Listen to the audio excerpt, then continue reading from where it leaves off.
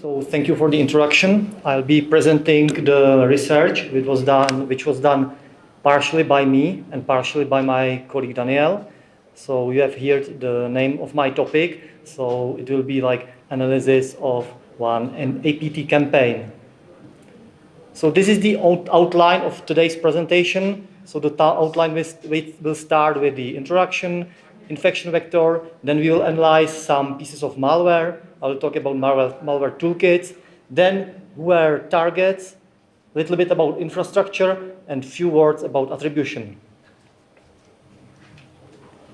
So let's go for the introduction, like why we started this or why we have this talk. So a few years ago, we published a paper called Operation DRB Control. I think it was in the year 2020. And in this paper, we mentioned this malware, this piece of malware called Xnode, and it connects to some domain. And then when we have this domain, we did some pivoting on IP addresses and domain names. And we found another piece of malware called HelloBot, which is a few years old. It's nothing special. Then we do more pivoting and find more pieces of malware. When you see these four, PlugX is quite old one, not very interesting, but we have also found few quite interesting piece of samples. One of them is called Puppet Loader, and another one is called ORAD, and I will be talking about them later in this presentation. Then we found even more another pieces of malware, which I briefly mentioned. We also found that the original Xnode malware was running on Linux. But some of the other malwares, which I will be talking about, run under Linux and also macOS. Having this together, it helped us to find where the targets and find also the infection vector or some of the infection vectors which the threat actors used. So when we talk about the infection vectors, the most important one, or I would say the most interesting one, was the infection vector when the threat actor cloned the website of one chat application. This chat application is called MimiChat. It comes from Chinese language where Mimi means secret. So they just copy the original website to create a fake website. And you can see the screenshot on the left side. They offer two versions to download, like version for Windows and version for macOS. Then, what is this application? This chat application is developed with framework called Electron.js, which is multi-platform framework. The developers use HTML, JavaScript, and CSS to develop the application. And if you analyze the file, this package, there is one file called electron-main.js, and inside there is this piece of code. It checks the platform on which it runs. So you can see there process.platform equals Win32. And if this condition is met, then it drops these three files. You can see it in the screenshot below. The first file, the executable file, is the legitimate signed application from like reputable developer, which is sustainable, or which has problem with sideloading vulnerability. So it loads the log.dll, which is malicious decryptor, and it decrypts the third file, this usoprivate.dat, where is position independent malicious code. So some of you who know or who have seen this type of delivery, they might recognize this very typical for PlugX remote access tool. So in this kind of schematics, you see the target, visits, the cloned chat application website. He downloads the patched application, and depending on operating system, it can be PlugX malware on Windows or ORAD malware on macOS. A little bit more words to this application. The application is not for everyone. It's in simplified Chinese. If you want to use it, you have to register with your mobile phone, and these are the supported countries. So all of these countries are in Southeast Asia, or most of them are in Southeast Asia, where people are likely understand or can speak Chinese, and also US and Canada, because there are also lots of Chinese people living. The second infection vector is like XSS and fake installers. So in the schematics, the threat actor accesses some legitimate websites, like website which is in which the threat actor injects JavaScript code. The target visits this legitimate website, and he then downloads some JavaScript code and runs some PHP scripts on the third-party server, which we call XSS platform. Then this code will redirect the target to fake Flash website. Then if the target falls for the lure and downloads this fake Flash, then malware is delivered and the infection starts. So when the victim visits the legitimate website after the vulnerability has been exploited, then he is usually presented with this kind of message, again in simplified Chinese, which says something like, "Your Flash player version is too old, download the new version." And it looks like this. So you can see in the lower part of the screenshot, blue button, just download it and get the Flash player version. But it's not the Flash player, it's malware. I mentioned this something about this third-party server, this XSS platform. So this is a screenshot of one of these third-party services. In the left upper screenshot, you can see text XSS ping tai, which is in Chinese, and it means XSS platform. So the threat actor very likely registers the account in this website. Then this website is used for serving some malicious scripts. It also logs successful attempts for exploiting XSS vulnerabilities. So he uses this third-party services for discovering vulnerabilities and for like hosting of part of the attack chain. So we have discovered like two different websites being using this kind of delivery. One was news website for Chinese community in one big US city, and for another one, we just had the IP address. It was offline at the time we checked, so we don't know exactly what was this website about. And the third infection vector which we found, there is in Mac OS, there is extension file called DMG, which is Apple disk image, and we found like this kind of strange DMG file which contains the pre-installed scripts, which downloads something from the domain d.github.wiki, which I will talk a little bit later about it. It downloads something from there and executes it. BitGet is cryptocurrency exchange company based in Singapore, so one of these targeted countries. So let's talk about malware toolkits. So I talked before that this threat actor targets all three major platforms. Some malwares are known, like these malware families. So you probably heard, or maybe you heard some of these names, for example, Cobalt Strike and others. So I will not spend time with analyzing them. So these are known old malware families. And also there are some new, very interesting malware families. And I will explain, or I will show later a little bit more details about them. So I will be talking especially about this Puppet Loader and ORAT. Malwares for Linux.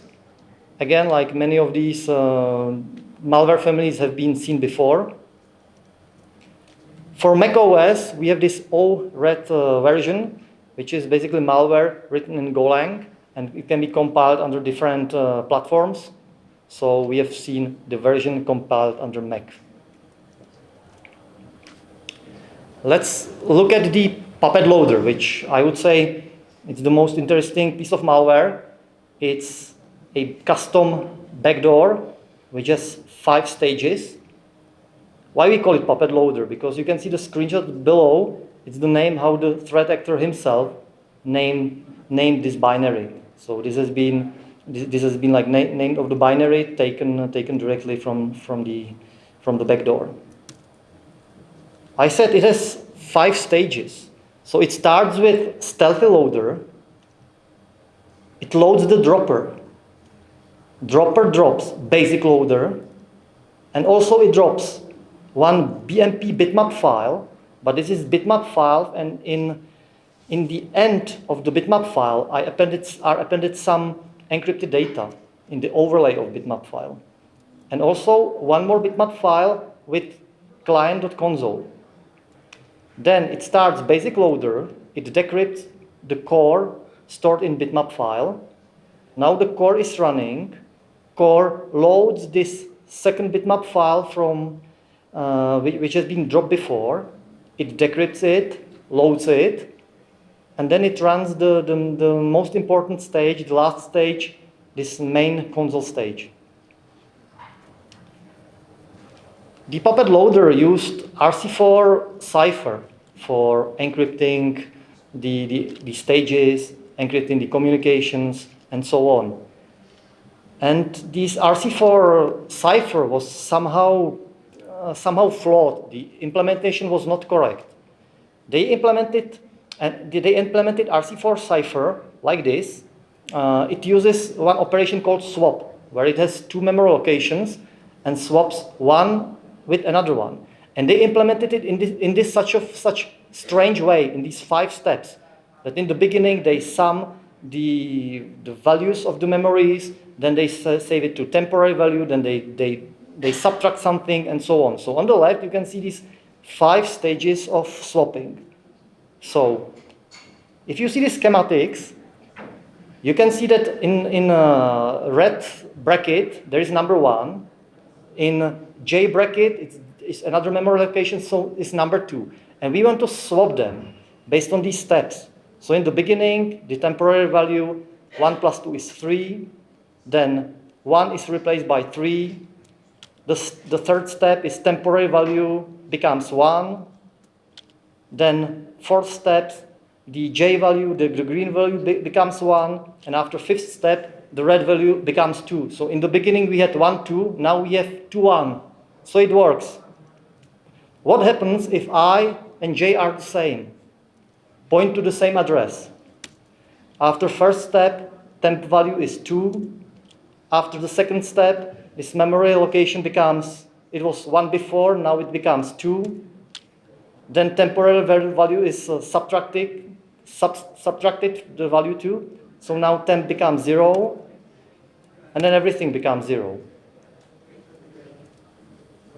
And this is a screenshot of internal state of RC4 cipher. It should be permutation of 256 values from 00 to FF. So every value should be there exactly once. And as you can see there is the arrow which points to number 00. And also in the 4th line from the below, you can see that on the left there was values 2C, and then it became 0. So that's the problem. It's not permutation anymore, and the longer the algorithm runs, the more zeros appear there. So basically the cipher, after some time, stops working.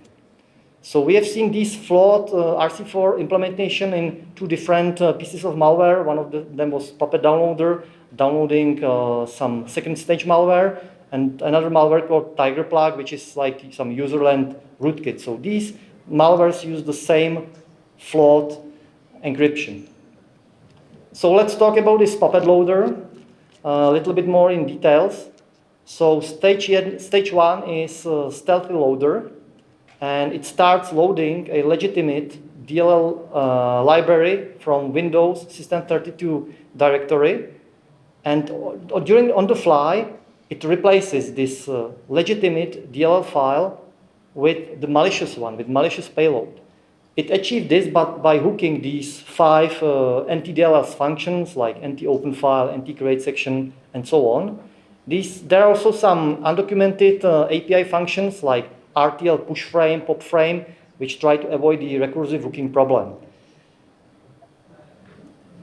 So this is, I mentioned there are some functions related to frames. So what the frame looks like, there is some data structure on the stack, and it contains different values. As you can see here, there are like names of different DLL files. There are some sizes of payload. There are like pointers to some buffers. So everything starts, like in this particular case, that loader loads this DLL name asicfield.dll. It's just legitimate file. It's in Windows 32 directory. Then hooked anti-open file replaces this name with lz32.dll, another legitimate file from Windows System 32 directory. Then hooked anti-create section checks if the handle is lz32, and if yes, then it changes the size of the loaded file to be equal to the length of the malicious payload. Then hooked map view of section function, again, it changes some sizes and copies the malicious payload into the memory location. And then anti-query section, it does some computation between loaded and preferred image base. If not at base, it returns this error message called status image not at base. And this loader then rebases the payload and executes it. So what it happens for, well, what this means for like observer. So you can see that if you parse this PEB loader data, it tells you that async fill.dll library was loaded. It's on the left. On the right, you can see a screenshot from process monitor, and it tells you that lz32.dll was opened and loaded, but in reality, none of them was opened and loaded. It was the malicious payload, malicious file. So that's why we call it like stealthy loader, because the loading is in this complicated way. Stage 2 dropper, there is not much to say about it. It drops few files and runs basic loader. Basic loader, as I mentioned before, drops few bitmap files. And the bitmap file, as you can see there in this screenshot, is very small. It's like 32 times 11 pixels, only very tiny file, tiny picture. But there is a huge overlay or bigger overlay where the encrypted payload with RC4 algorithm is stored. Stage 4 is core, and it starts some system logger thread, so it logs some like information about the run of the malware, and it saves it and encrypts it in the log file. And it also handles some command line arguments. So you can see there like there are 5 different command line arguments. You can see that one of them contains even typos. So instead of invoke method param, there is like invoke. So there are even some typos in the malware for some reason. And stage 5 is the backdoor itself. So it supports the basic functions like uploading, downloading files, listing files, terminating processes, and so on. And the screenshots below are CNC communication, where highlighted are the RC4 password and RC4 encrypted data. ORED malware, which I will talk briefly now, it's multi-platform. We have seen versions for Windows and Mac written in Golang.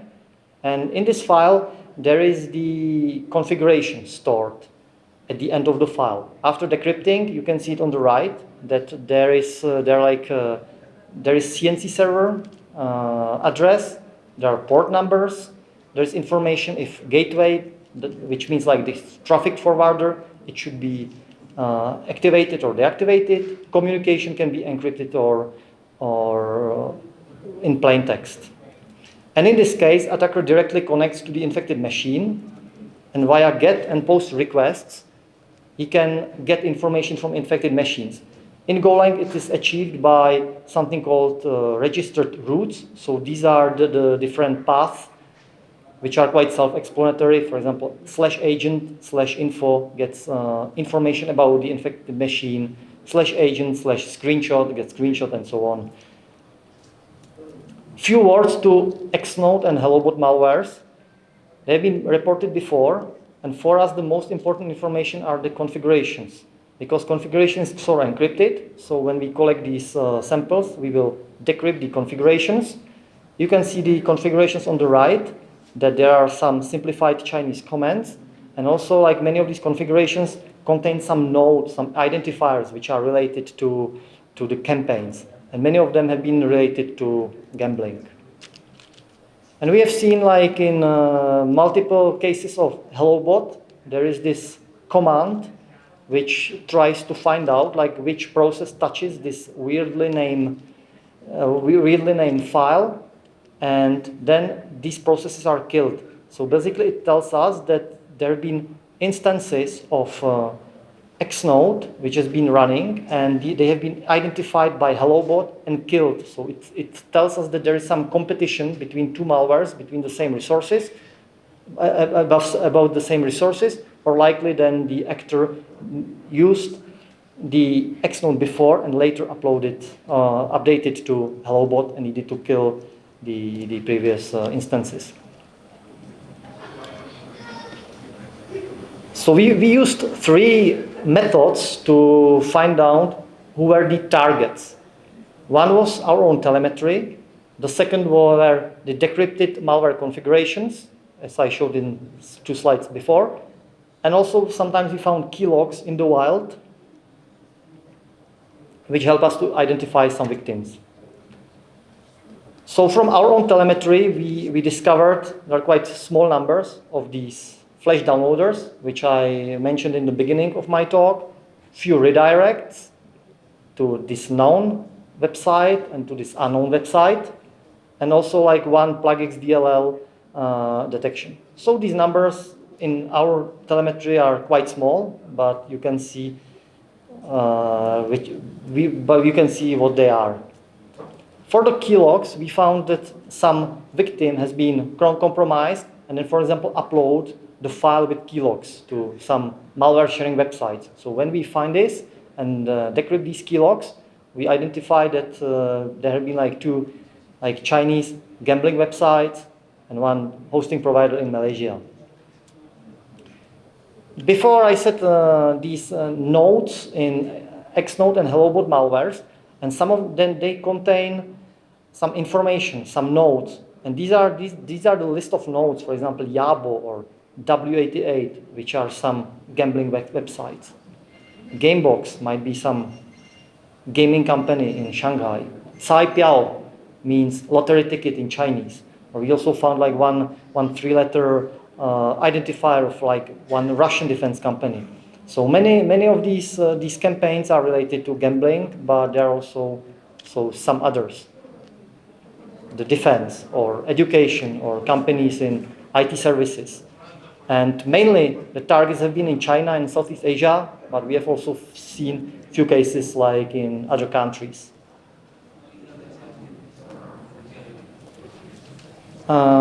Infrastructure is quite big for this threat actor. We have found like 50 different CNC servers. Many of them have subdomains. We have found like 13 different remote access tool families. Each of them runs its own specific backend. They use Cloudflare, and we have found that if we have like 1 root domain and it has like many other subdomains, so usually each subdomain is connected to different malware. So we can visualize it as previously mentioned is github.wiki website. We have found like these subdomains.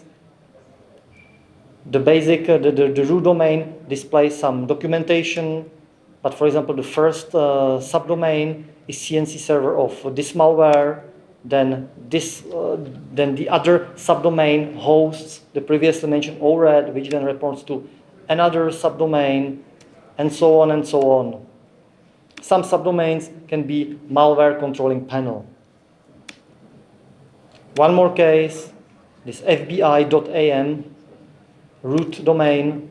Again, like different malwares use different subdomains as different CNC servers. Some of these domains have some meanings in Chinese language. So if you are not Chinese speaker, these names probably don't tell you anything.